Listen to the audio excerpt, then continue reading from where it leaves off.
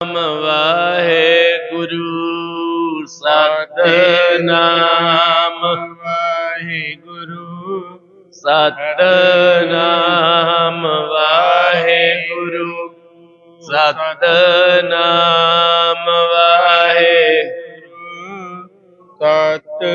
ਸਤਿਨਾਮ ਵਾਹਿਗੁਰੂ ਸਤਿਨਾਮ ਵਾਹਿਗੁਰੂ ਸਤਿਨਾਮ ਵਾਹਿਗੁਰੂ ਸਤਿਨਾਮ ਵਾਹਿਗੁਰੂ ਸਤਿਨਾਮ ਵਾਹਿਗੁਰੂ ਜੀ ਸਤਿਨਾਮ ਵਾਹਿਗੁਰੂ ਸਤਿਨਾਮ ਵਾਹਿਗੁਰੂ ਇਕ ਓੰਕਾਰ ਸਤਿਨਾਮ ਕਰਤਾ ਪੁਰਖ ਨਿਰਭਉ ਨਿਰਵੈਰ ਅਕਾਲ ਮੂਰਤ ਅਜੂਨੀ ਸੈਭੰ ਗੁਰ ਪ੍ਰਸਾਦ ਇਕ ਓੰਕਾਰ ਸਤਿਨਾਮ ਕਰਤਾ ਪੁਰਖ ਨਿਰਭਉ ਨਿਰਵੈਰ ਅਕਾਲ ਮੂਰਤ ਅਜੂਨੀ ਸੈਭੰ ਗੁਰ ਪ੍ਰਸਾਦ ਇਕ ਓੰਕਾਰ ਸਤਿਨਾਮ ਕਰਤਾ ਪੁਰਖ ਨਿਰਭਉ ਨਿਰਵੈਰ ਅਕਾਲ ਮੂਰਤ ਅਜੂਨੀ ਸੈਭੰ ਗੁਰ ਪ੍ਰਸਾਦ ਇਕ ਓੰਕਾਰ ਸਤਿਨਾਮ ਕਰਤਾ ਪੁਰਖ ਨਿਰਭਉ ਨਿਰਵੈਰ ਅਕਾਲ ਮੂਰਤ ਅਜੂਨੀ ਸੈਭੰ ਗੁਰ ਪ੍ਰਸਾਦ ਜਪ ਆਦ ਸਚ ਜੁਗਾਦ ਸਚ ਹੈ ਵੀ ਸਚ ਨਾਨਕ ਹੋਸੀ ਵੀ ਸਚ ਆਦ ਸਚ ਜੁਗਾਦ ਸਚ ਹੈ ਵੀ ਸਚ ਨਾਨਕ ਹੋਸੀ ਵੀ ਸਚ ਗੁਰ ਨਾਨਕ ਪਾਦ ਪੰਕਜ ਬੰਦਨ ਪੰਕਜ ਬੰਦਨ ਸਿਮਰੋ ਅੰਗਦ ਦੁਖ ਨਿਕੰਦਨ ਅਮਰਦਾਸ ਗੁਰ ਹਿਰਦੈ ਧਿਆਉ ਹਿਰਦੈ ਧਿਆਉ ਸ੍ਰੀ ਗੁਰੂ ਰਾਮਦਾਸ ਗੁਣ ਗਾਓ ਸ੍ਰੀ ਅਰਜਨ ਵਿਗਨਨ ਕੇ ਨਾਸਕ ਵਿਗਨਨ ਕੇ ਨਾਸਕ ਹਾਰੇ ਗੋਬਿੰਦ ਸ਼ੋਭ ਮਤ ਪ੍ਰਕਾਸ਼ਕ ਸ਼੍ਰੀ ਹਰਿ ਰਾਏ ਨਮੋ ਕਰ ਜੋਰੀ ਨਮੋ ਕਰ ਜੋਰੀ ਸ੍ਰੀ ਹਰਿ ਕ੍ਰਿਸ਼ਨ ਮਨਾਉ ਬਹੋਰੀ ਤੇਗ ਬਹਾਦਰ ਪਰਮ ਕਿਰਪਾਲਾ परम कृपाला श्री गुरु गोबिंद सिंह विशाला तारो तारा पर पुन पुन सीसा पुन पुन सीसा बंदो बार बार जगदीसा या मैं अमृत नाम है माणक भगत बैराग श्री गुरु ग्रंथ साहिब दत्त बंदो कर अनुराग एक अंगारा सतगुरु तह प्रसाद सच होए वाहेगुरु जी की फतेह है बिगन विनाशन सोए वाहेगुरु जी की फतेह है बिगन विनाशन सोए।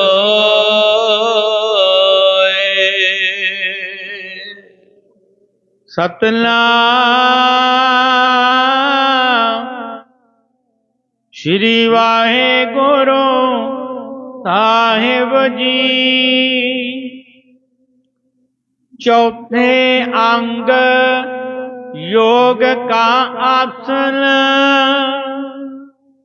वेद जोगीश्वर करही भाषण।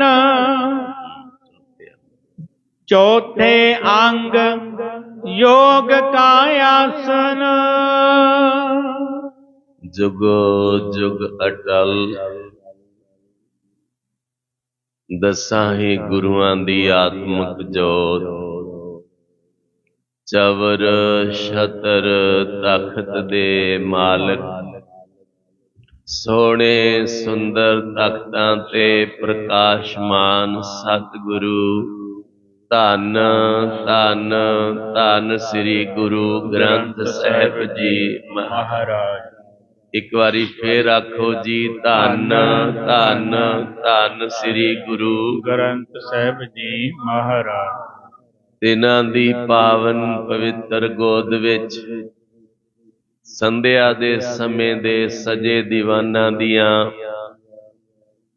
हाजरियां भर रही गुरु रूप साध संगत जियो गज वज के फतेह प्रवान करो जी। बोलो वाहिगुरु जी का खालसा वाहिगुरु जी की फतेह।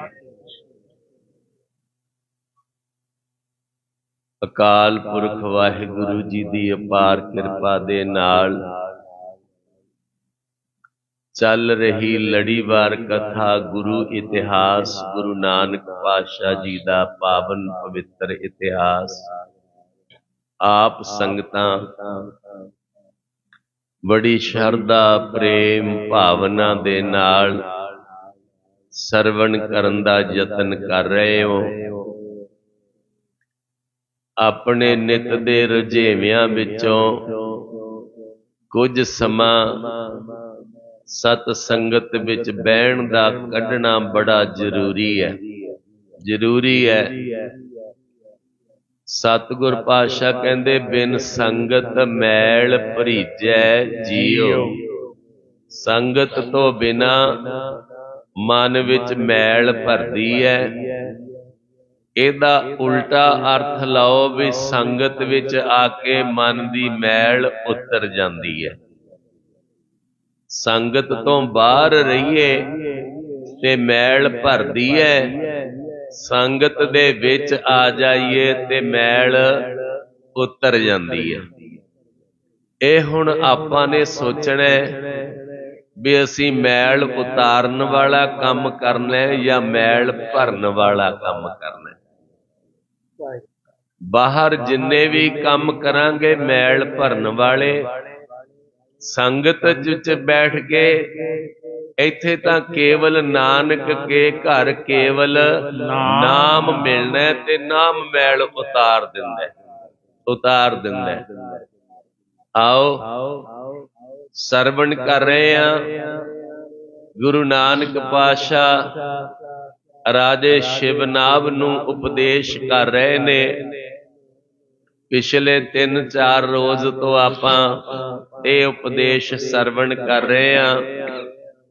ਸਤਿਗੁਰ ਪਾਤਸ਼ਾਹ ਸੰਗਲਾ ਦੀਪ ਪਹੁੰਚੇ ਹੋਏ ਨੇ। ਗੁਰੂ ਨਾਨਕ ਪਾਤਸ਼ਾਹ ਭਾਈ ਬਾਲੇ ਤੇ ਮਰਦਾਨੇ ਦੇ ਨਾਲ।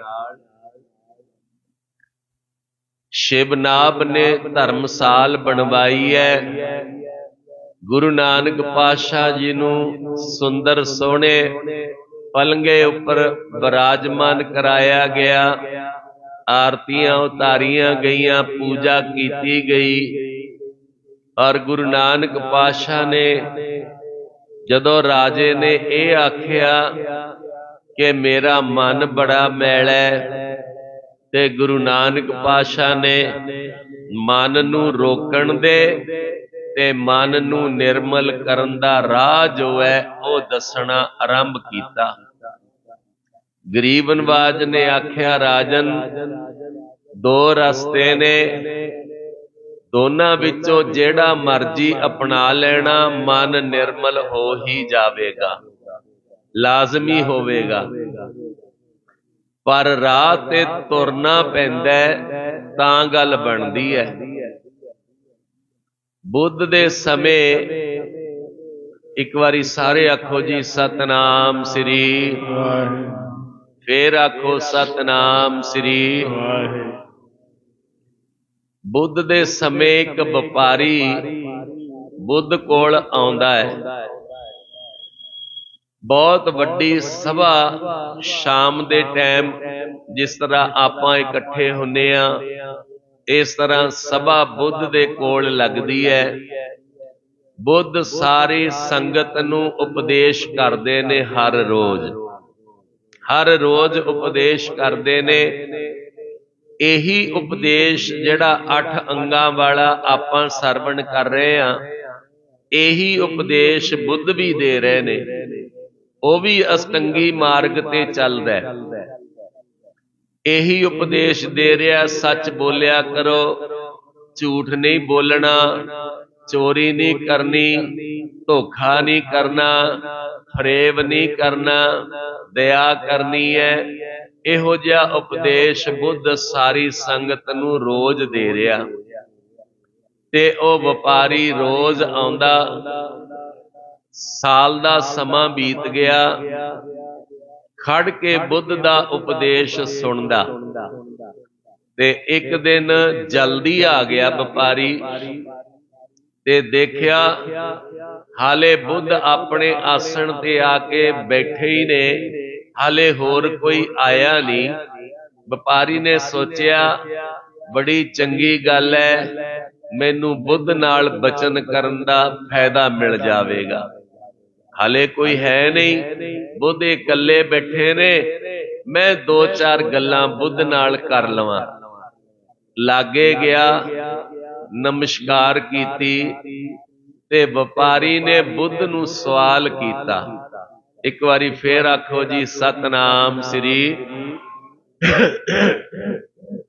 ਬੁੱਧ ਨੂੰ ਸਵਾਲ ਕੀਤਾ, ਐ ਭਗਵਾਨ, ਐ ਗੌਤਮ ਸਿਧਾਰਥ, ਤੁਸੀਂ ਭਗਵਾਨ ਦਾ ਰੂਪ ਹੋ।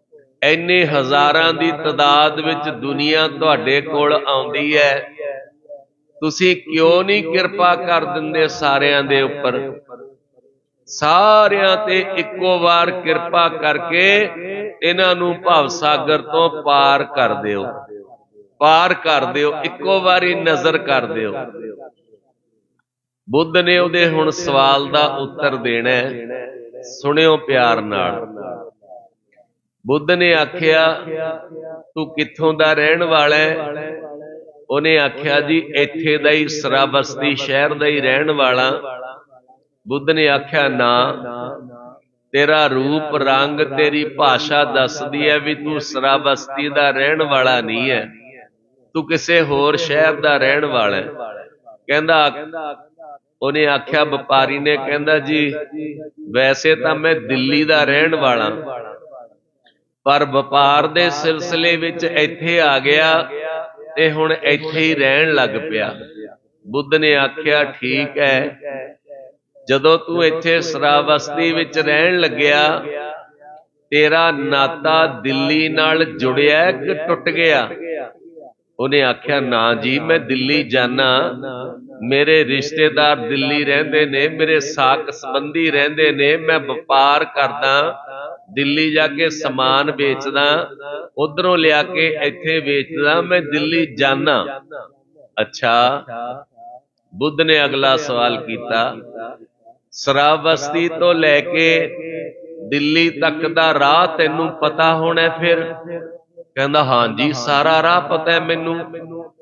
ਫਿਰ ਜੇ ਕੋਈ ਤੈਨੂੰ ਪੁੱਛੇ ਕਿ ਦਿੱਲੀ ਤੋਂ ਲੈ ਕੇ ਸਰਾਵਸਤੀ ਜਾਂ ਸਰਾਵਸਤੀ ਤੋਂ ਲੈ ਕੇ ਦਿੱਲੀ ਤੱਕ ਦਾ ਰਾਹ ਦੱਸ ਦਿਓ, ਤੂੰ ਦੱਸੇਗਾ? ਕਹਿੰਦਾ ਜੀ ਮੈਂ ਕਾਹਦੇ ਵਾਸਤੇ ਲੁਕਾਉਣਾ?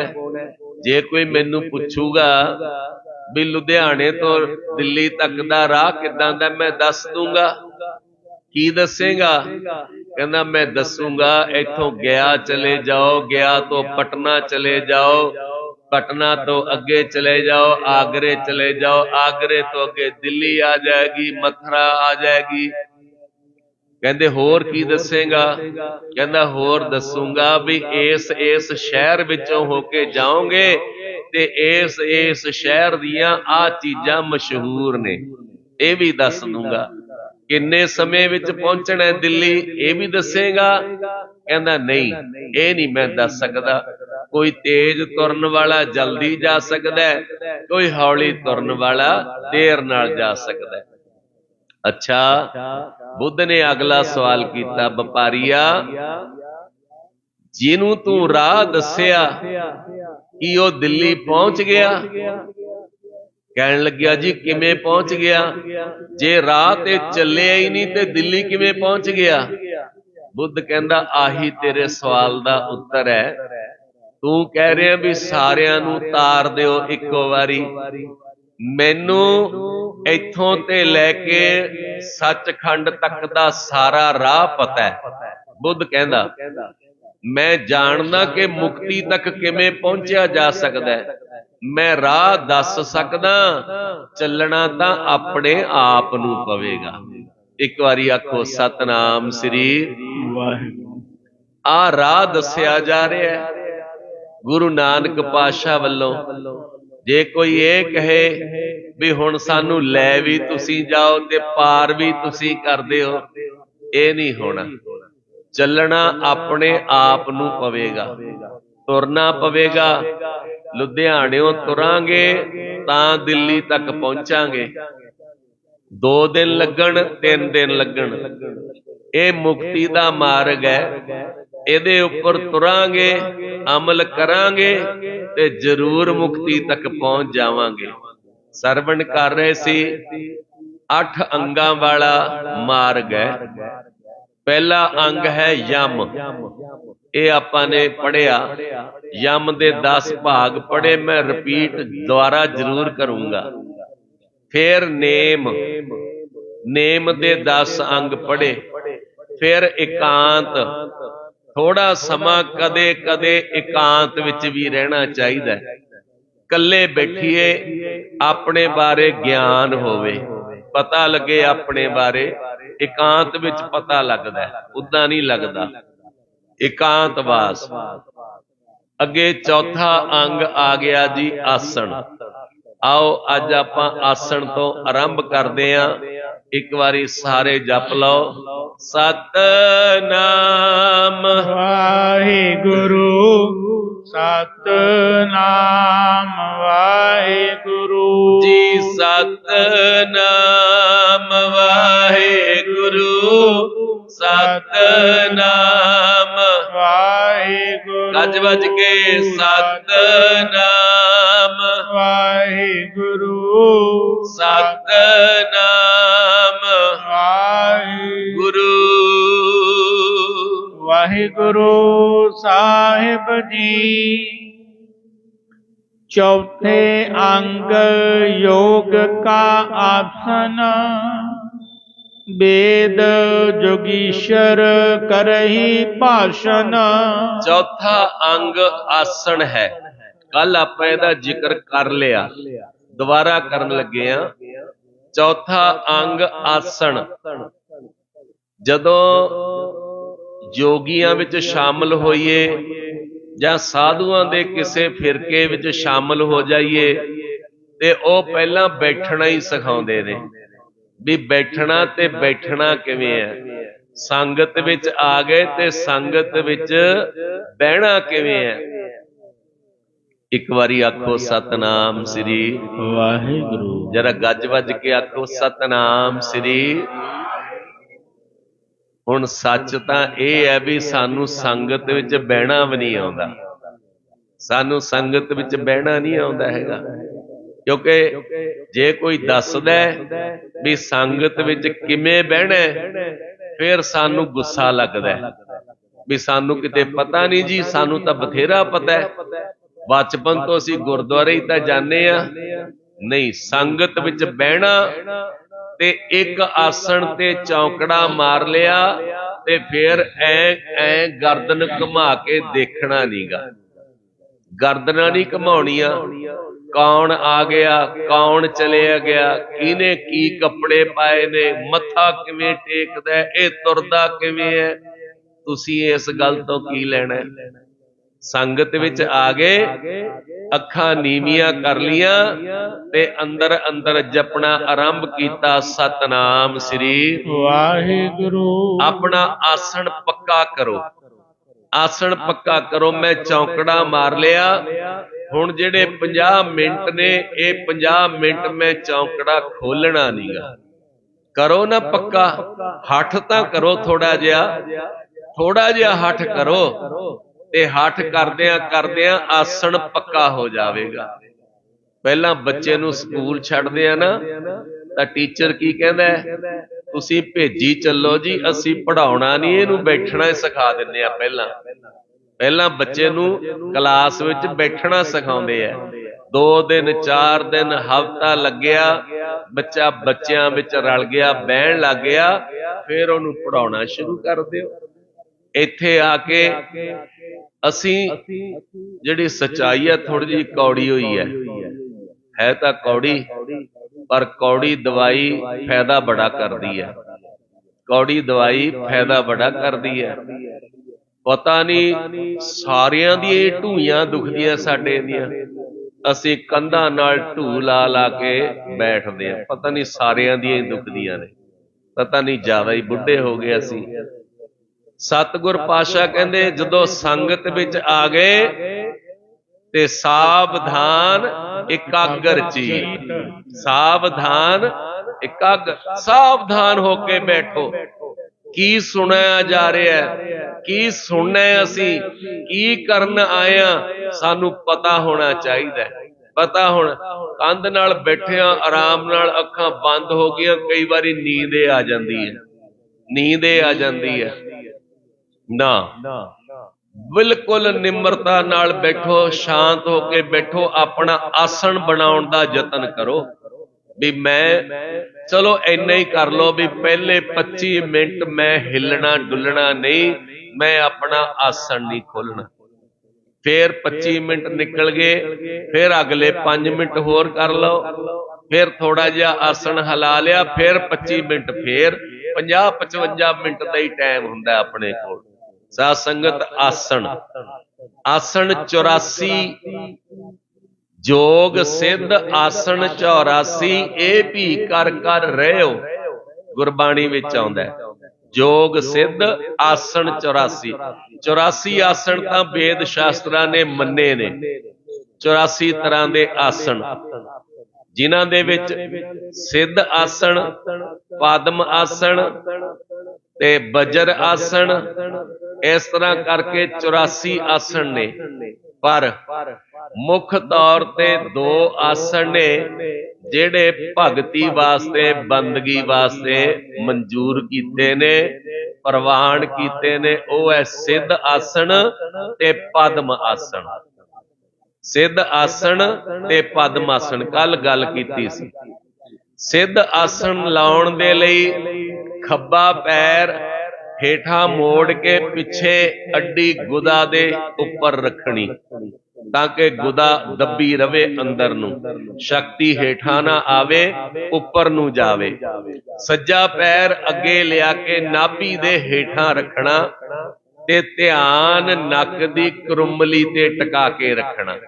ਇੱਕ ਵਾਰੀ ਆਖੋ ਸਤਨਾਮ ਸ੍ਰੀ ਵਾਹਿਗੁਰੂ। ਧਿਆਨ ਕਿੱਥੇ ਰੱਖਣਾ ਜੀ? ਬੋਲੋ, ਸਾਰੇ ਬੋਲੋ, ਕਿੱਥੇ ਰੱਖਣਾ? ਨੱਕ ਦੀ ਕਰੁੰਮਲੀ ਤੋਂ ਧਿਆਨ ਨਹੀਂ ਹਟਾਉਣਾ। ਅੱਖਾਂ ਨੀਵੀਆਂ ਕੀਤੀਆਂ ਤੇ ਨੱਕ ਦੀ ਕਰੁੰਮਲੀ ਤੇ ਟਿਕਾ ਲੀਆਂ, ਬਸ ਇੱਥੇ ਟਿਕੇ ਰਹੇ। ਆਸਣ ਜਮਾ ਲਿਆ, ਹੱਥ ਚਾਹੇ ਝੋਲੀ ਵਿੱਚ ਰੱਖ ਲੋ, ਚਾਹੇ ਗੋਡਿਆਂ ਤੇ ਰੱਖ ਲੋ, ਤੇ ਬੈਠ ਗਏ। ਅੱਖਾਂ ਨੀਵੀਆਂ ਕਰਕੇ ਨੱਕ ਦੀ ਕਰੁੰਮਲੀ ਤੇ ਟਿਕਾ ਕੇ ਆਉਂਦੇ ਜਾਂਦੇ ਸਵਾਸਾਂ ਨਾਲ ਜਪਿਆ ਸਤਨਾਮ ਸ੍ਰੀ ਵਾਹਿਗੁਰੂ। ਆਸਣ ਪਹਿਲਾ ਸਿੱਧ ਆਸਣ, ਦੂਸਰਾ ਪਦਮ ਆਸਣ। ਪਦਮ ਆਸਣ ਵਿੱਚ ਕੀ ਹੁੰਦਾ ਭਲਾ? ਸੱਜਾ ਪੈਰ ਖੱਬੇ ਉੱਪਰ ਤੇ ਖੱਬਾ ਪੈਰ ਸੱਜੇ ਉੱਪਰ, ਕ੍ਰਾਸ ਬਣਾ ਲਈਦਾ। ਤੇ ਇਹ ਪਦਮ ਆਸਣ ਹੁਣ ਨਹੀਂ ਆਪਣੇ ਕੋਲੋਂ ਲੱਗਣਾ। ਜਿੰਨਾ ਚਿਰ ਸਰੀਰ ਵਿੱਚ ਲਚਕ ਹੈ ਨਾ, ਉਦੋਂ ਲੱਗ ਜਾਂਦਾ। ਬੱਚੇ ਲਾ ਲੈਂਦੇ ਨੇ, ਆਪਣੇ ਕੋਲੋਂ ਨਹੀਂ ਲੱਗਣਾ। ਇਹ ਦੋ ਆਸਣ ਪ੍ਰਵਾਨ ਹੋ ਗਏ। ਫਿਰ ਅਰਧ ਪਦਮ ਆਸਣ। ਅਰਧ ਪਦਮ ਆਸਣ ਵਿੱਚ ਇੱਕ ਪੈਰ ਇੱਕ ਲੱਤ ਦੇ ਉੱਪਰ ਰੱਖ ਲੈਣਾ, ਇੱਕ ਹੇਠਾਂ ਕਰ ਲੈਣਾ। ਇਹ ਅਰਧ ਪਦਮ ਆਸਣ ਹੈ। ਇਸੇ ਤਰ੍ਹਾਂ ਕਿੰਨੇ ਆਸਣ ਹੋਰ ਨੇ, ਪਰ ਸਭ ਤੋਂ ਜਿਹੜਾ ਸੌਖਾ ਆਸਣ ਹੈ ਉਹ ਇਹ ਹੈ ਜਿਹੜੇ ਚ ਆਪਾਂ ਹੁਣ ਬੈਠੇ ਆ। ਇਹਨੂੰ ਕੀ ਕਹਿੰਦੇ ਨੇ ਜੀ? ਸੁਖ ਆਸਣ। ਕਿਹੜਾ? ਸੁਖ ਆਸਣ। ਸੁਖ ਦੇ ਨਾਲ ਬੈਠੇ ਆ, ਇਹ ਚ ਕੋਈ ਤਕਲੀਫ ਨਹੀਂ ਹੈਗੀ। ਆਸਣ ਪਕਾਉਣੇ ਪੈਂਦੇ ਨੇ, ਸੁਖਾਸਣ ਵੀ ਪਕਾਉਣਾ ਪੈਂਦਾ, ਨਹੀਂ ਤਾਂ 5 ਮਿੰਟ ਬਾਅਦ ਹਾਏ ਗੋਡਾ ਗਿਆ, ਹਾਏ ਗਿੱਟਾ ਦੁਖਣ ਲੱਗ ਗਿਆ, ਮੇਰੀ ਕਮਰ ਗਈ, ਮੇਰਾ ਸਿਰ ਗਿਆ। ਸਭ ਕੁਝ ਹੁੰਦਾ ਕਿਉਂਕਿ ਅਸੀਂ ਬੈਠਣਾ ਚਾਹੁੰਦੇ ਨਹੀਂ, ਨਾ ਕਦੇ ਇੰਨਾ ਬੈਠੇ ਆ। ਔਰ ਆਸਣ ਜਮਾਵਾਂਗੇ ਤੇ ਭੇਦ ਖੁੱਲਣੇ ਸ਼ੁਰੂ ਹੋ ਜਾਂਦੇ ਨੇ। ਸਾਧ ਸੰਗਤ, ਸਤਿਗੁਰ ਪਾਤਸ਼ਾਹ ਕਹਿੰਦੇ ਇਹ 2 ਪ੍ਰਕਾਰ ਦੇ ਆਸਣ ਨੇ। ਇਹਨਾਂ ਦੋਹਾਂ ਪ੍ਰਕਾਰ ਦੇ ਆਸਣ ਲਾਉਣ ਵੇਲੇ ਜਿਹੜਾ ਧਿਆਨ ਹੈ ਉਹ ਨੱਕ ਦੀ ਕਰੁੰਮਲੀ ਤੇ ਰੱਖਣਾ, ਜਾਂ ਭੂ ਮੱਧ ਵਿੱਚ ਰੱਖਣਾ, ਤ੍ਰਿਕੁਟੀ ਤੇ ਰੱਖਣਾ, ਜਾਂ ਤ੍ਰਿਕੁਟੀ ਤੇ ਜਾਂ ਨਾਸਕਾ ਤੇ ਧਿਆਨ ਰੱਖ ਕੇ ਆਸਣ ਲਾਉਣਾ। ਹੁਣ ਉਸ ਵੇਲੇ ਆਸਣ ਕਿਵੇਂ ਲਾਉਂਦੇ ਸੀ ਜੀ? ਜਿਹੜੇ ਵੇਲੇ ਗੁਰੂ ਨਾਨਕ ਪਾਤਸ਼ਾਹ ਗੱਲ ਕਰ ਰਹੇ ਨੇ, ਉਸ ਵੇਲੇ ਧਰਤੀ ਨੂੰ ਪਹਿਲਾਂ ਪੋਲਾ ਕਰਦੇ ਸੀ। ਪੋਲਾ ਕਿਸੇ ਖੁਰਪੇ ਨਾਲ, ਰੰਬੇ ਨਾਲ ਧਰਤੀ ਨੂੰ ਪੁੱਟ ਲੈਣਾ, ਨਰਮ ਕਰ ਲੈਣਾ ਉਹਨੂੰ। ਫੇਰ ਉਹਦੇ ਉੱਪਰ ਘਾਹ ਵਿਛਾ ਲੈਣਾ, ਫੇਰ ਉਹਦੇ ਉੱਪਰ ਕੱਪੜਾ ਵਿਛਾ ਲੈਣਾ, ਤਾਂ ਕਿ ਆਸਣ ਨਰਮ ਰਹੇ। ਹੁਣ ਜੇ ਬਹਿਣਾ ਹੋਵੇ ਤੇ ਹੁਣ ਕੀ ਕਰਾਂਗੇ ਆਪਾਂ? ਹੁਣ ਆਪਾਂ ਗੱਦੀ ਲੈ ਸਕਦੇ ਆ। ਸੋਫਿਆਂ ਵਾਲੀਆਂ ਗੱਦੀਆਂ ਆਪਣੇ ਕੋਲ ਨਰਮ ਆਉਂਦੀਆਂ ਨੇ, ਇਹ ਲੈ ਕੇ ਆਪਾਂ ਗੱਦੀ ਦੇ ਉੱਪਰ ਬਹਿ ਸਕਦੇ ਆ। ਆਸਣ ਮੋਟਾ ਹੋਣਾ ਚਾਹੀਦਾ, ਕੰਬਲ ਦਾ ਹੋਵੇ, ਕੱਪੜੇ ਦਾ ਹੋਵੇ, ਮੋਟਾ ਹੋਵੇ। ਕਿਉਂ ਜੀ? ਕੀ ਜ਼ਰੂਰੀ ਹੈ ਇਹ? ਇਸ ਲਈ ਜ਼ਰੂਰੀ ਹੈ ਕਿ ਤੁਹਾਡੀ ਰੀੜ੍ਹ ਦੀ ਹੱਡੀ ਦਾ ਸੰਬੰਧ ਸਿੱਧਾ ਧਰਤੀ ਨਾਲ ਨਹੀਂ ਹੋਣਾ ਚਾਹੀਦਾ। ਧਰਤੀ ਨਾਲ ਨਹੀਂ ਹੋਣਾ ਚਾਹੀਦਾ। ਕਿਉਂ? ਕਿਉਂਕਿ ਉੱਪਰੋਂ ਜਿਹੜੀ ਊਰਜਾ ਆਉਣੀ ਹੈ, ਜੇ ਪਾਸ ਹੋ ਗਈ, ਅਰਥ ਹੋ ਗਿਆ, ਤਾਂ ਸਿੱਧਾ ਜ਼ਮੀਨ ਵਿੱਚ ਊਰਜਾ ਚਲੀ ਜਾਵੇਗੀ। ਜੇ ਹੇਠਾਂ ਆਸਣ ਹੋਵੇਗਾ ਮੋਟਾ, ਤੇ ਊਰਜਾ ਸਰੀਰ ਦੇ ਵਿੱਚ ਰਹੇਗੀ। ਇਸ ਲਈ ਆਸਣ ਬੜਾ ਜ਼ਰੂਰੀ ਹੈ। ਆਸਣ ਆ ਦੇਖੋ, ਹੁਣ ਤੁਸੀਂ ਜਿੱਥੇ ਬੈਠੇ ਹੋ, ਇੱਥੇ ਪਹਿਲਾਂ ਮੋਟਾ ਮੈਟ ਵਿਛਿਆ ਹੋਇਆ, ਮੈਟ ਦੇ ਹੇਠਾਂ 1.25 ਇੰਚ ਦੀ ਫੋਮ ਵਿਛੀ ਹੋਈ ਹੈ।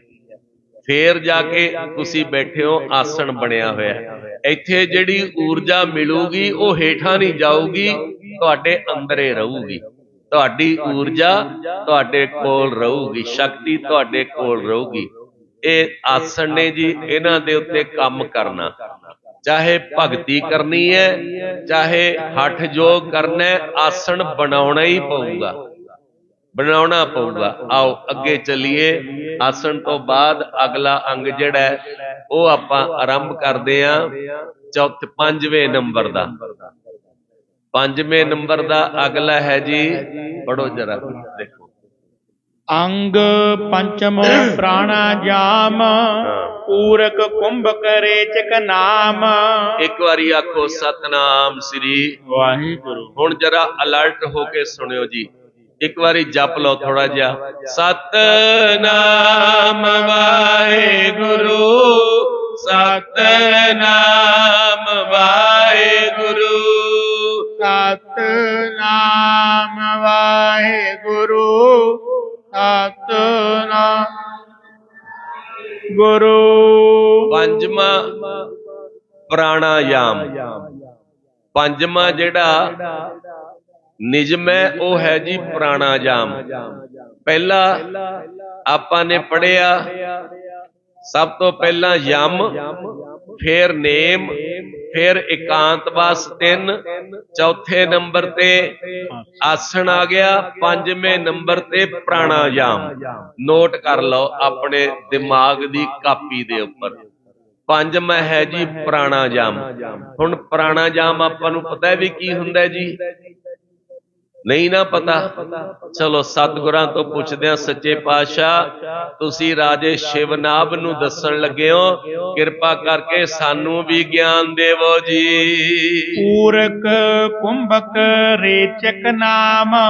ਇਹਦੇ ਵਿੱਚ ਪੂਰਕ, ਕੁੰਭਕ ਤੇ ਰੇਚਕ ਤਿੰਨ ਅਵਸਥਾ ਆਉਂਦੀਆਂ ਨੇ ਪ੍ਰਾਣਾਯਾਮ ਦੇ ਵਿੱਚ। ਤਿੰਨ ਹਿੱਸੇ, ਪੂਰਕ, ਰੇਚਕ ਤੇ ਕੁੰਭਕ। ਹੁਣ ਸੁਣ ਲਓ ਸਾਰਾ, ਇਹਨੂੰ ਪਿਆਰ ਨਾਲ ਇੱਕ ਵਾਰੀ ਪੜ੍ਹ ਲਓ ਜੀ। ਬਾਹਰ ਤੇ ਮਨ ਸੁਰਤ ਟਿਕਾਵੇ, ਦਹਿਨੇ ਸੁਰ ਤੇ ਪ੍ਰਾਣ ਚੜਾਵੇ। ਖੈਂਚਤ ਦਵਾਦਸ ਮਾਤਰੇ ਜੋਏ, ਓੰਕਾਰ ਜਪੈ ਤਬ ਸੋਏ। ਜਿਤੇ ਪ੍ਰਾਣ ਅੰਤਰ ਠਹਿਰਾਵੇ, ਕੁੰਭਕ ਤੇ ਤੋ ਨਾਮ ਕਹਾਵੇ। 24 ਮਾਤਰਾ ਓੰਕਾਰਾ, ਜਾਪ ਕਰੈ ਤੈ ਸਮੈ ਉਚਾਰਾ। ਬਾਵੇਂ ਸੁਰ ਸੋ ਕਰੈ ਉਤਾਰਾ, ਦਵਾਦਸ ਮਾਤਰਾ ਜਪ ਓੰਕਾਰਾ। ਸੁਣੋ ਜੀ ਪਿਆਰ ਨਾਲ। ਗੁਰੂ ਨਾਨਕ ਪਾਤਸ਼ਾਹ ਆਪਾਂ ਨੂੰ ਸਮਝਾਉਂਦੇ ਹੋਏ ਕਹਿੰਦੇ ਨੇ, ਪਹਿਲਾ ਹੈ ਪੂਰਕ, ਫਿਰ ਹੈ ਕੁੰਭਕ, ਫਿਰ ਹੈ ਰੇਚਕ, ਪ੍ਰਾਣਾਯਾਮ। ਇਹ ਪ੍ਰਾਣਾਯਾਮੀ ਕਰ ਸਕਦੇ ਆ, ਆਪਾਂ ਨੇ ਨਹੀਂ ਕਰਨਾ। ਆਪਣੇ ਲਈ ਜੇ ਕੋਈ ਕਰ ਸਕਦਾ ਤਾਂ ਜੀ ਸੱਦ ਕੇ ਕਰੇ, ਜੀ ਸੱਦ ਕੇ ਕਰੇ, ਪਰ ਇਹ ਥੋੜਾ ਜਿਹਾ ਔਖਾ ਹੈ। ਪ੍ਰਾਣਾਯਾਮ ਕਰਨਾ ਔਖਾ ਹੈ। ਇਸ ਲਈ ਇੱਕ ਸਹਿਜ ਮਾਰਗ ਵੀ ਹੈ। ਸਹਿਜ, ਉਹ ਵੀ ਦੱਸਾਂਗੇ ਸਹਿਜ ਮਾਰਗ ਕੀ ਹੈ। ਪ੍ਰਾਣਾਯਾਮ ਕਿਵੇਂ ਹੁੰਦਾ ਹੈ? ਸੱਜੇ ਪਾਸਿਓਂ ਹਵਾ ਨੂੰ ਉੱਪਰ ਚੜਾਇਆ, ਕਿੱਦਾਂ? ਓੰਕਾਰ ਦਾ ਨਾਮ ਲਿਆ, ਭਾਵ ਵਾਹਿਗੁਰੂ ਵਾਹਿਗੁਰੂ ਆਖਿਆ 12 ਵਾਰ।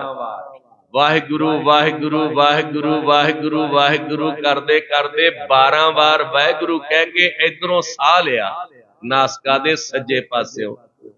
ਫੇਰ ਸਾਹ ਰੋਕਿਆ ਤੇ 24 ਵਾਰ ਵਾਹਿਗੁਰੂ ਅੰਦਰ ਕਿਹਾ। ਇਹ ਪੂਰਕ ਹੋ ਗਿਆ ਤੇ ਕੁੰਭਕ ਹੋ ਗਿਆ। ਕੁੰਭਕ ਹੋ ਗਿਆ ਜਦੋਂ ਅੰਦਰ ਠਹਿਰਾਇਆ, 24 ਵਾਰ ਵਾਹਿਗੁਰੂ ਕਿਹਾ, ਉਹਨੂੰ ਕੁੰਭਕ ਕਹਿੰਦੇ ਨੇ। ਜਦੋਂ ਸਵਾਸ ਨੂੰ ਚੜਾਇਆ, ਉਹਨੂੰ ਪੂਰਕ ਕਹਿੰਦੇ ਨੇ। ਸੁਣੋ ਦੁਆਰਾ ਇੱਕ ਵਾਰੀ ਫੇਰ।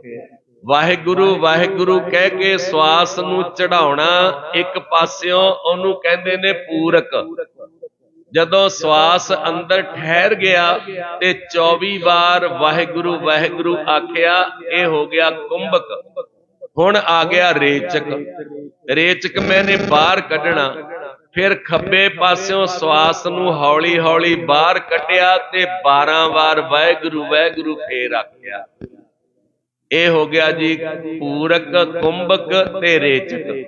ਫੇਰ ਖੱਬੇ ਪਾਸਿਓਂ ਵਾਹਿਗੁਰੂ ਵਾਹਿਗੁਰੂ ਕਰਕੇ ਚੜਾਇਆ 12 ਵਾਰ, 24 ਵਾਰ ਰੋਕਿਆ, ਫਿਰ 12 ਵਾਰ ਕਹਿ ਕੇ ਸੱਜੇ ਪਾਸਿਓਂ ਸਵਾਸ ਨੂੰ ਬਾਹਰ ਕੱਢਿਆ। ਫਿਰ ਸੱਜੇ ਪਾਸਿਓਂ 12 ਵਾਰ ਵਾਹਿਗੁਰੂ ਵਾਹਿਗੁਰੂ ਕਰਕੇ ਚੜਾਇਆ, 24 ਵਾਰ ਰੋਕਿਆ, ਫੇਰ ਵਾਹਿਗੁਰੂ ਵਾਹਿਗੁਰੂ ਕਰਕੇ ਖੱਬੇ ਪਾਸੋਂ ਇਹ ਵਾਰੀ ਵਾਰੀ ਚਲਾਈ ਜਾਣਾ।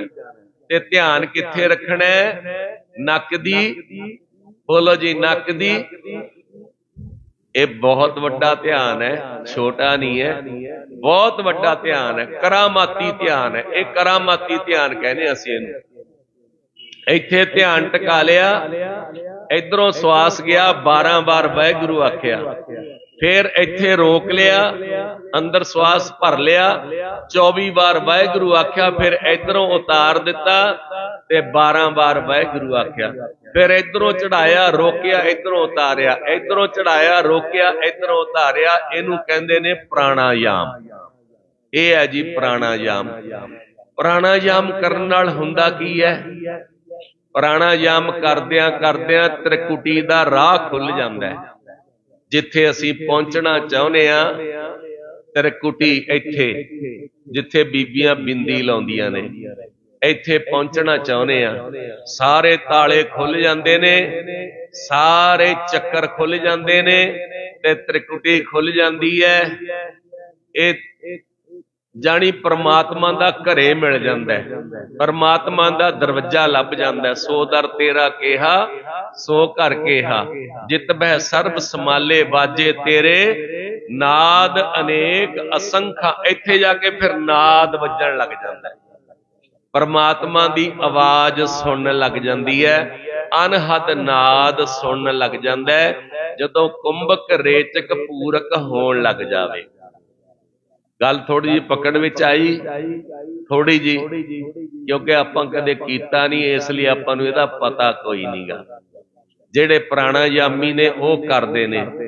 ਹੁਣ ਇਹਦਾ ਥੋੜਾ ਜਿਹਾ ਸੌਖਾ ਬਜਰ ਲੈ ਲਓ ਵੀ ਏਦੂ ਸੌਖਾ ਕੰਮ ਵੀ ਹੈਗਾ। ਏਦੂ ਸੌਖਾ ਕੀ ਹੈ? ਨੱਕ ਦੀ ਕੁਰਮਲੀ ਤੇ ਧਿਆਨ ਟਿਕਾਇਆ, ਸਵਾਸ ਅੰਦਰ ਗਿਆ, ਵਾਹਿਗੁਰੂ, ਬਾਹਰ ਆਇਆ ਵਾਹਿਗੁਰੂ। ਬਸ ਆਹ ਕੰਮ ਕਰ ਲਓ ਤਾਂ ਵੀ ਤ੍ਰਿਕੁਟੀ ਖੁੱਲ ਜਾਂਦੀ ਹੈ, ਤਾਂ ਵੀ ਖੁੱਲ ਜਾਂਦੀ ਹੈ। ਸਤਿਗੁਰ ਪਾਤਸ਼ਾਹ ਕਹਿੰਦੇ ਕੁੰਭਕ ਕਰਨਾ, ਰੇਚਕ ਕਰਨਾ, ਇਹ ਪੁਰਾਣਾ ਕੰਮ ਸੀ। ਸਾਧ ਸੰਗਤ ਪ੍ਰਾਣਾਯਾਮੀ ਲੋਕ ਕਰਦੇ ਸੀ, ਔਰ ਕਰਦੇ ਸੀ, ਪਾਰ ਨਿਕਲ ਜਾਂਦੇ ਸੀ, ਮੁਕਤੀ ਤੱਕ ਪਹੁੰਚ ਜਾਂਦੇ ਸੀ। ਇਹਨੂੰ ਕੰਡਮ ਨਹੀਂ ਕਰਨਾ, ਇਹਨੂੰ ਕੱਟਣਾ ਨਹੀਂ ਵੀ ਇਹ ਰਾਹ ਮਾੜਾ ਹੈ, ਮਾੜਾ ਨਹੀਂ ਹੈ, ਕਰਨ ਵਾਲਿਆਂ ਲਈ ਚੰਗਾ। ਜਿਹੜੇ ਕਰ ਸਕਦੇ ਆ ਜ਼ਰੂਰ ਕਰਨ, ਜਿਹੜੇ ਨਹੀਂ ਕਰ ਸਕਦੇ ਅੱਗੇ ਭਗਤ ਜੋਗ ਆ ਜਾਵੇਗਾ, ਉਹ ਕਰ ਸਕਦੇ ਆ। ਕਰਨ ਲਈ ਸਾਰੇ ਕੰਮ ਵਧੀਆ ਨੇ, ਕੋਈ ਰਸਤਾ ਏਦਾਂ ਦਾ ਨਹੀਂ ਜਿਹੜਾ ਨਹੀਂ ਕੀਤਾ ਜਾ ਸਕੇ।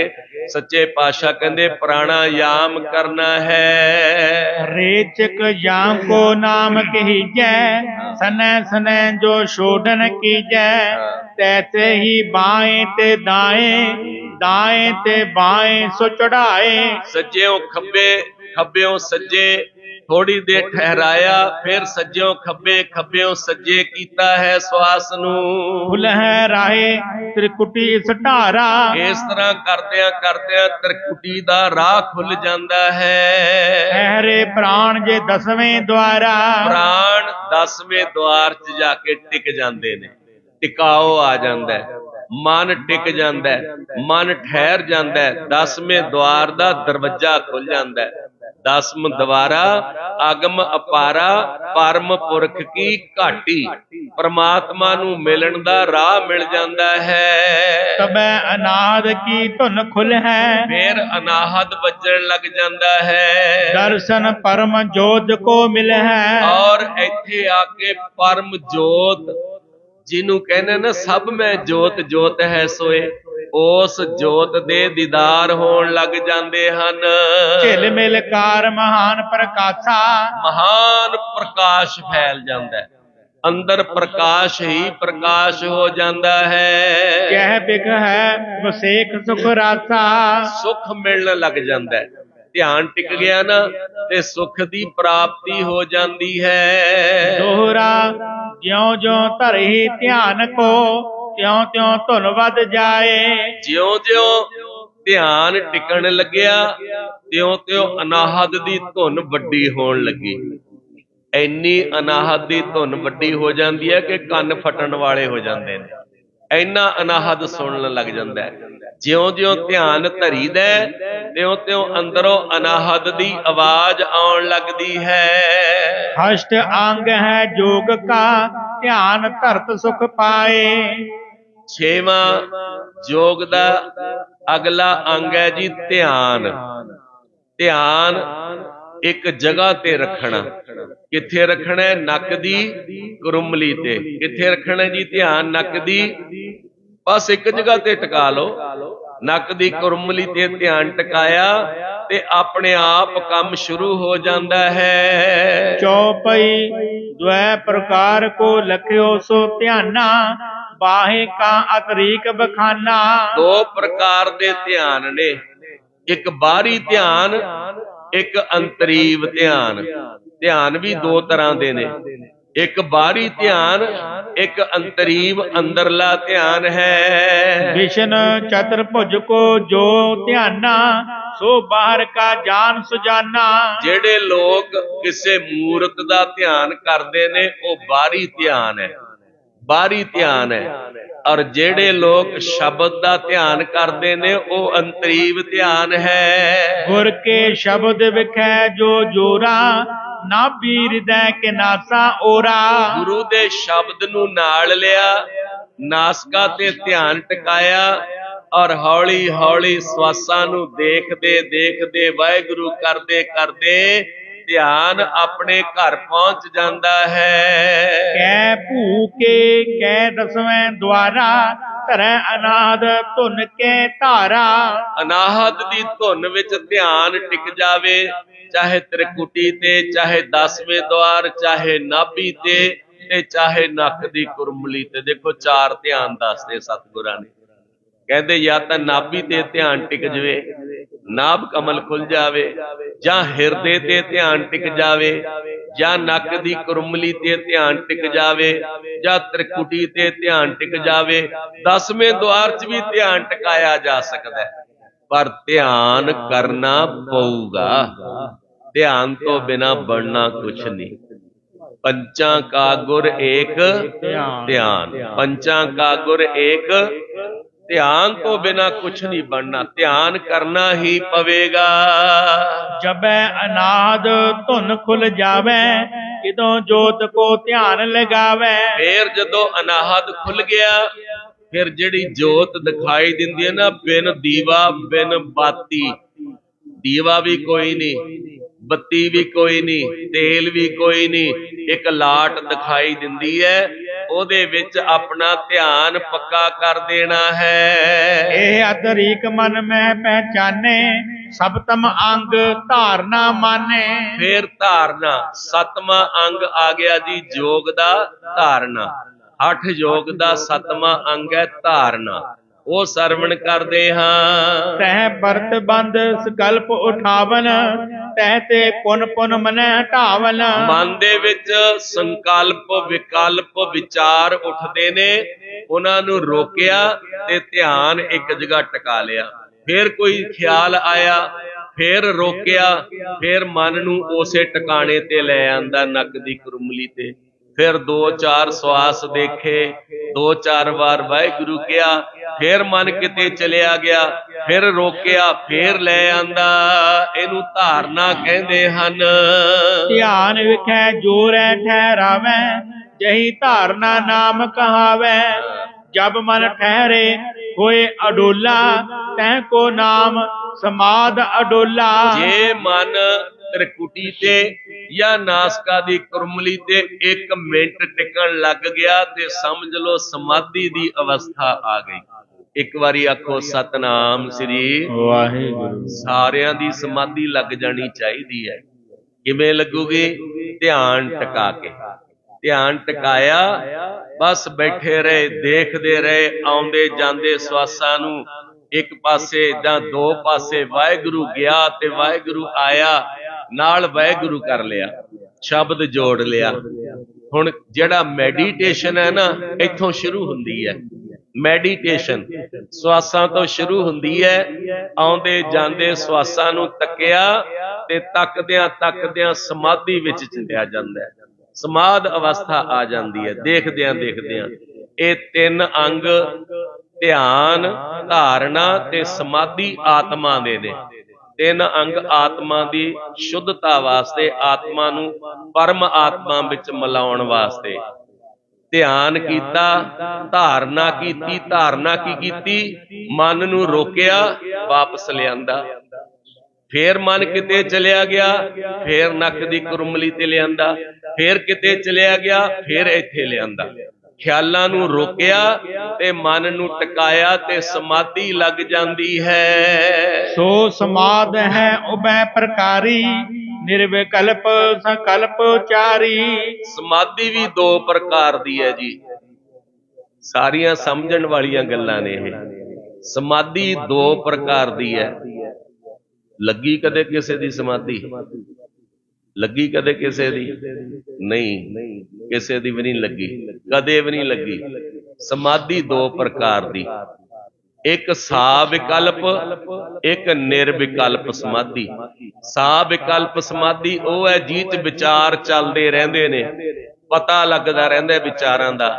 ਨਿਰਵਿਕਲਪ ਸਮਾਧੀ ਇਹ ਹੈ ਕਿ ਸੁੰਨ ਅਵਸਥਾ ਵਿੱਚ ਚਲੇ ਗਏ, ਉੱਥੇ ਕੋਈ ਵਿਚਾਰ ਨਹੀਂ ਆਉਂਦਾ। ਦੋਹਰਾ ਧਿਆਤਾ ਧਿਆਨ ਸੁਧੇ, ਜੋ ਪਿਰਥਕ ਪਿਰਥਕ ਇੱਕ ਜਾਨ। ਸੋ ਸਾ ਵਿਕਲਪ ਕਹਿਤ ਹੈ, ਜੋਗੀ ਪੁਰਖ ਸੁਜਾਨ। ਧਿਆਤਾ ਧਿਆਨ ਤੇ ਇਹ ਉੱਪਰੋਂ ਨਿਕਲ ਜਾਣੀਆਂ ਨੇ ਗੱਲਾਂ ਹੁਣ ਤੁਹਾਡੇ ਸਿਰਾਂ ਤੋਂ ਹੀ, ਪਤਾ ਨਹੀਂ ਲੱਗਣਾ ਹੈਗਾ। ਜਾਗਰਤ ਅਵਸਥਾ ਦੇ ਵਿੱਚ ਇਹ ਧਿਆਨ ਹੁੰਦਾ ਕਿ ਮੈਂ ਧਿਆਨ ਕਰ ਰਿਹਾ। ਜੇ ਤਾਂ ਇਹ ਪਤਾ ਵੀ ਮੈਂ ਧਿਆਨ ਕਰ ਰਿਹਾ ਤੇ ਇਹ ਹੈਗੀ ਹੈ ਸਾਵਿਕਲਪ ਸਮਾਧੀ, ਜਾਣੀ ਕਿ ਅੰਦਰ ਫੁਰਨੇ ਵੀ ਚੱਲ ਰਹੇ ਨੇ ਤੇ ਸਮਾਧੀ ਵਿੱਚ ਵੀ ਹੈ।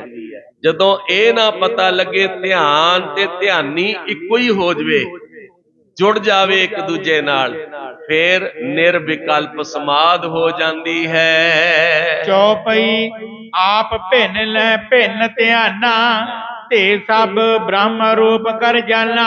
ਆਪ ਤੇ ਧਿਆਨ ਇੱਕੋ ਹੀ ਹੋ ਜਾਵੇ, ਧਿਆਨੀ ਤੇ ਧਿਆਨ ਇੱਕੋ ਹੀ ਹੋ ਜਾਵੇ, ਇਹ ਨਿਰਵਿਕਲਪ ਸਮਾਧੀ ਹੈ। ਨਿਰਵਿਕਲਪ ਸੋ ਲਕੋ ਸਮਾਧ, ਐਸੇ ਅਸ਼ਟ ਅੰਗ ਤਨ ਸਾਧ। ਇਹ 8 ਅੰਗ ਸਾਧਨਾ ਦੇ ਨੇ ਜੀ, ਇਹ 8 ਅੰਗ ਪੂਰੇ ਹੋਏ ਅੱਜ। ਹਠ ਯੋਗ ਦੇ 8 ਅੰਗ ਪੂਰੇ ਹੋਏ।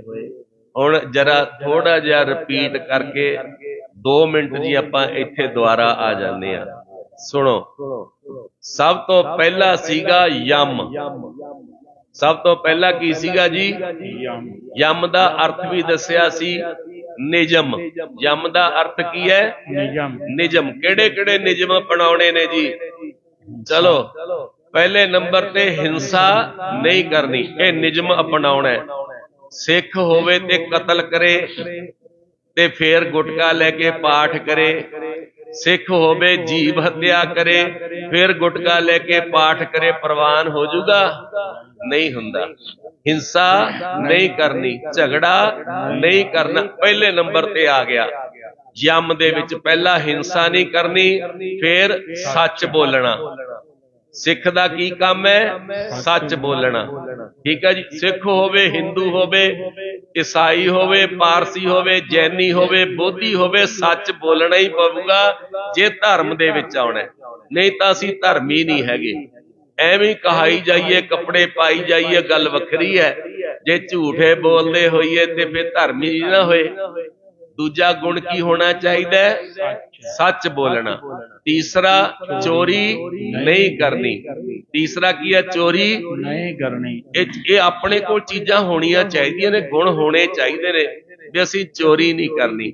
ਫਿਰ ਚੌਥੇ ਨੰਬਰ ਤੇ ਬ੍ਰਹਮਚਰੀਏ ਦਾ ਪਾਲਣ ਕਰਨਾ। ਬ੍ਰਹਮਚਰੀਏ ਦਾ ਪਾਲਣ ਗੁਰੂ ਗੋਬਿੰਦ ਸਿੰਘ ਸਾਹਿਬ ਨੇ ਸਾਨੂੰ ਸਿਖਾਇਆ। ਏਕਾ ਨਾਰੀ ਜਤੀ ਸਦਾਵੈ। ਇੱਕ ਆਪਣੇ ਪਤੀ ਤੇ ਭਰੋਸਾ ਰੱਖਣਾ, ਇੱਕ ਪਤਨੀ ਤੇ ਭਰੋਸਾ ਰੱਖਣਾ, ਬਸ ਇਹ ਬ੍ਰਹਮਚਰੀਆ ਹੋ ਗਿਆ, ਬ੍ਰਹਮਚਾਰੀ ਹੋ ਜਾਣਾ।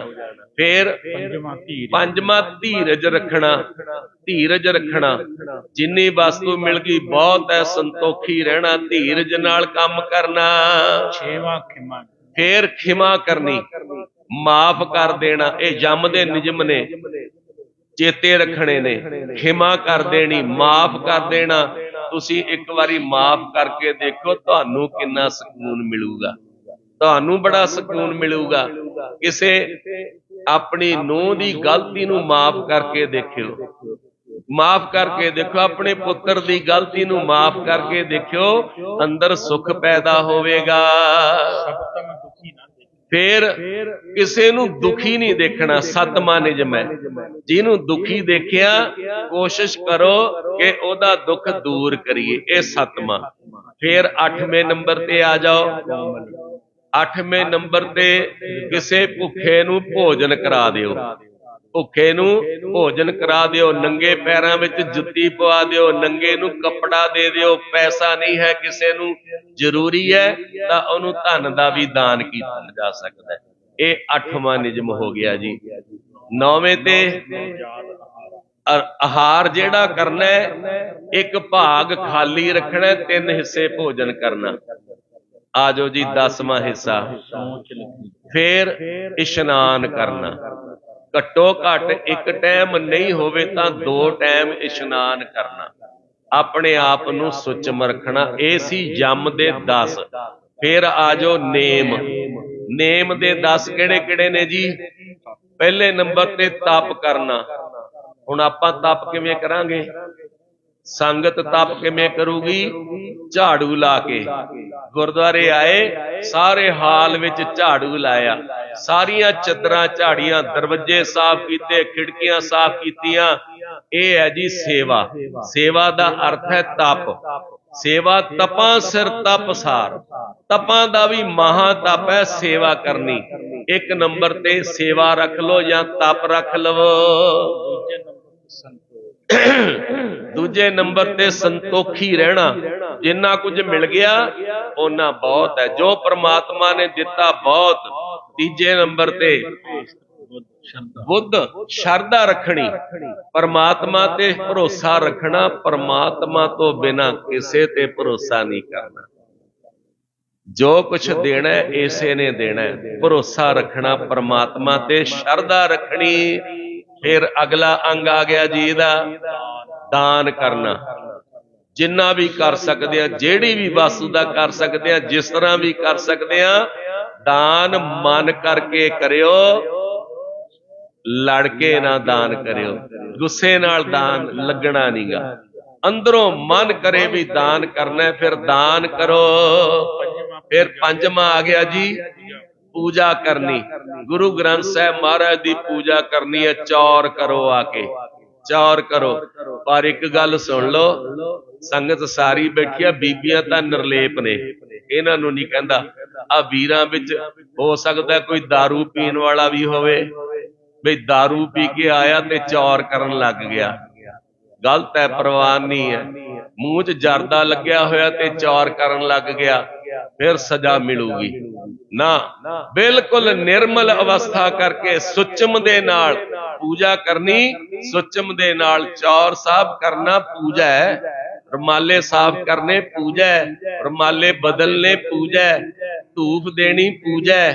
ये सब पूजा विच आउंदे हन। फिर गुरु शब्द की कमाई करनी। गुरु का शब्द केड़ा जी? वाहिगुरु। वाहिगुरु की खूब कमाई करो, बैठो 2-2 घंटे 3-3 घंटे इहदी कमाई करो। फिर 7वां अंग आ गया गुरु दा सिद्धांत तो बिना, हाँ, गुरु दे सिद्धांत तो बिना नहीं कोई गल सुननी। गुर कहे सो कार कमाए जियो, इन्नी गल समझ लो। गुर कहे सो कार, जो गुरु कहूगा मैं ओ करना है। हुण इत्थे आ जाओ, ये दसो भी गुरु ने क्या वर्त रखने हैं? दस्यो जरा। सारा गुरु ग्रंथ साहब पढ़ियो, 1430 अंग, एक अंग ते ये लिखिया हो भी वर्त रखियो, फिर रख लो। ਇਹਦੇ ਵਿੱਚ ਤਾਂ ਲਿਖਿਆ ਜਿਹੜੀ ਬੀਬੀ ਅੰਨ ਛੋੜ करे पखंड, ना ਉਹ ਸੁਹਾਗਣ ना ਉਹ ਰੰਡ। ਤੇ ਵਰਤ ਰੱਖਣੇ ਤਾਂ ਫਿਰ ਮਨਾ ਨੇ, ਤੇ ਆਪਾਂ ਨੇ ਛੱਡਣੇ ਨਹੀਂਗੇ। ਇਹਦਾ ਮਤਲਬ ਆਪਾਂ ਗੁਰੂ ਦੇ ਸਿਧਾਂਤ ਤੋਂ ਉਲਟ ਹੋ ਗਏ। ਅਸੀਂ ਨਹੀਂ ਗੁਰੂ ਦਾ ਸਿਧਾਂਤ ਮੰਨਦੇ। गुरु ने क्या चोरी नहीं करनी, असी चोरी भी करते हैं। गुरु ने क्या सच बोलना, असी झूठ भी बोलते हैं। असी गुरु के सिद्धांत तो उल्ट हो गए। सतगुर पातशाह कहते गुरु के सिद्धांत के मुताबिक चलना है। फिर 8वें नंबर ते शांत रहना। ਸ਼ਾਂਤ ਰਹਿਣਾ। ਕੁਝ ਹੋ ਰਿਹਾ, ਕੁਝ ਵਾਪਰ ਰਿਹਾ, ਆਪਾਂ ਨੇ ਸ਼ਾਂਤ ਰਹਿਣਾ, ਲੜਾਈ ਝਗੜਾ ਨਹੀਂ ਕਰਨਾ। 9ਵੇਂ ਨੰਬਰ ਤੇ ਆ ਜਾਓ ਜੀ, ਖਿਮਾ ਕਰਨੀ। ਇਸੇ ਤਰ੍ਹਾਂ ਗੁਰੂ ਦੇ ਬਚਨ ਪੂਰੇ ਕਰਨੇ, ਵਾਹਿਗੁਰੂ ਸ਼ਬਦ ਦੀ ਕਮਾਈ ਕਰਨੀ। 10 ਅੰਗ ਇਹ ਹੋ ਗਏ। ਇਹ ਤੋਂ ਬਾਅਦ ਆ ਗਿਆ ਸੀ ਇਕਾਂਤ। ਥੋੜੀ ਦੇਰ ਇਕਾਂਤ ਵਿੱਚ ਬੈਠਿਆ ਕਰੋ। ਕਮਰੇ ਦੇ ਕਿਸੇ ਕੋਨੇ ਵਿੱਚ ਬਹਿ ਗਏ, ਚੌਂਕੜਾ ਮਾਰਿਆ, ਨੱਕ ਦੀ ਕਰੁੰਮਲੀ ਤੇ ਧਿਆਨ ਟਿਕਾਇਆ ਤੇ ਵਾਹਿਗੁਰੂ ਦਾ ਸਿਮਰਨ ਸ਼ੁਰੂ ਕਰ ਲਿਆ। ਘੰਟਾ ਅੱਧਾ ਘੰਟਾ ਇਕਾਂਤ ਵਿੱਚ ਬੈਠ ਗਏ। ਇਹ ਹਠ ਯੋਗ ਦਾ ਕੰਮ ਹੈ। ਕਰਨਾ ਨਾ ਕਰਨਾ ਆਪਣੀ ਮਰਜ਼ੀ ਹੈ, ਮਨਾ ਨਹੀਂ ਹੈ। ਇਕਾਂਤ। ਉਸ ਤੋਂ ਬਾਅਦ ਆਸਣ ਪੱਕਾ ਕਰੋ ਵੀ 1 ਘੰਟਾ ਅੱਧਾ ਘੰਟਾ ਮੈਂ ਜਿੱਥੇ ਬੈਠ ਗਿਆ, ਜਿਵੇਂ ਬੈਠ ਗਿਆ, ਜਿਸ ਅਵਸਥਾ ਵਿੱਚ ਬੈਠ ਗਿਆ, ਹਿੱਲਣਾ ਨਹੀਂ। ਆਸਣ। ਫਿਰ ਪ੍ਰਾਣਾਯਾਮ, ਉਹ ਆਪਾਂ ਕਰ ਨਹੀਂ ਸਕਦੇ। ਤੇ ਪ੍ਰਾਣਾਯਾਮ ਦੀ ਥਾਂ ਤੇ ਕੀ ਕਰਨਾ? ਆਉਂਦੇ ਜਾਂਦੇ ਸਵਾਸਾਂ ਨੂੰ ਦੇਖਣਾ ਤੇ ਨਾਲ ਵਾਹਿਗੁਰੂ ਵਾਹਿਗੁਰੂ ਕਰਨਾ। ਇਹ ਆਪਣਾ ਪ੍ਰਾਣਾਯਾਮ ਹੋ ਗਿਆ, ਸਹਿਜ ਯੋਗ ਹੋ ਗਿਆ ਇੱਥੇ ਆ ਕੇ। ਇਸ ਤੋਂ ਬਾਅਦ ਧਾਰਨਾ। ਧਾਰਨਾ ਕੀ ਹੈ? ਮਨ ਇੱਧਰ ਗਿਆ, ਉਹਨੂੰ ਰੋਕਿਆ, ਇੱਥੇ ਲਿਆਂਦਾ। ਇੱਧਰ ਗਿਆ, ਉਹਨੂੰ ਰੋਕਿਆ, ਇੱਥੇ ਲਿਆਂਦਾ। ਮਨ ਫੁਰਨਿਆਂ ਵਿੱਚ ਜਾਊਗਾ, ਉਹਨੂੰ ਫੁਰਨਿਆਂ ਤੋਂ ਰੋਕ ਰੋਕ ਕੇ ਆਪਣੀ ਥਾਂ ਤੇ ਲੈ ਕੇ ਆਉਣਾ। ਫੇਰ ਸਮਾਧੀ। ਜਦੋਂ ਮਨ 1 ਮਿੰਟ ਅੱਧਾ ਮਿੰਟ ਨੱਕ ਦੀ ਕਰੁੰਮਲੀ ਤੇ ਜਾਂ ਤ੍ਰਿਕੁਟੀ ਤੇ ਰੁਕਣ ਲੱਗ ਜਵੇ, ਫਿਰ ਸਮਾਧੀ ਦੀ ਅਵਸਥਾ ਆ ਜਾਂਦੀ ਹੈ। ਫਿਰ ਅਨਾਹਦ ਸੁਣਨ ਲੱਗ ਜਾਂਦਾ ਹੈ, ਜੋਤ ਦਾ ਧਿਆਨ ਸ਼ੁਰੂ ਹੋ ਜਾਂਦਾ ਹੈ ਤੇ ਬੰਦਾ ਮੁਕਤੀ ਦੇ ਦਰਵਾਜ਼ੇ ਤੇ ਪਹੁੰਚ ਜਾਂਦਾ ਹੈ। ਤਾਂ ਸੰਗਤ ਮਿੰਟ ਰਹਿ ਗਏ ਨੇ 2 ਤੇ ਭਗਤੀ ਮਾਰਗ ਆਪਾਂ ਹੁਣ ਆਰੰਭ ਕਰਨਾ ਹੈ। ਉਹ ਆਪਾਂ ਕੱਲ ਨੂੰ ਕਰਾਂਗੇ ਵੀ ਭਗਤੀ ਕਿਵੇਂ ਕਰਨੀ ਹੈ। ਇਹ ਸੀ ਹਠ ਯੋਗ। ਤੇ ਅਗਲਾ ਯੋਗ ਜਿਹੜਾ ਉਹ ਭਗਤੀ ਦਾ। ਭਗਤੀ ਦਾ ਯੋਗ ਕੱਲ ਨੂੰ ਆਰੰਭ ਕਰਾਂਗੇ। ਇੱਕ ਵਾਰੀ ਸਾਰੇ ਜਪ ਲਓ ਜੀ। ਸਤਨਾਮ ਵਾਹਿਗੁਰੂ, ਸਤਨਾਮ ਵਾਹਿਗੁਰੂ, ਸਤਨਾਮ ਵਾਹਿਗੁਰੂ, ਸਤਨਾਮ ਵਾਹਿਗੁਰੂ ਜੀ। ਸਤਨਾਮ ਵਾਹਿਗੁਰੂ, ਸਤਨਾਮ ਵਾਹਿਗੁਰੂ, ਸਤਨਾਮ ਕਰਦੇ ਵਾਹਿ